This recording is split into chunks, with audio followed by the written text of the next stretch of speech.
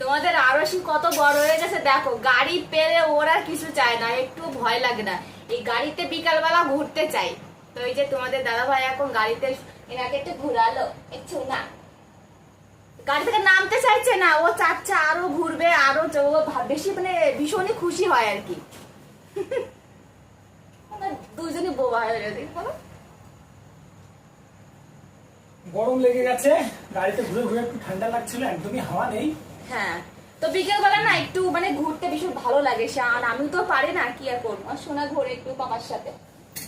আমরা ছোট থাকতে আমার বাপের মানে জন্মের পর পরে আমার বাপের গাড়িতে এবার ঘুরতে পারিনি, আর আমার মেয়ে দেখো, আর মেয়ে এখন ঘুরছে।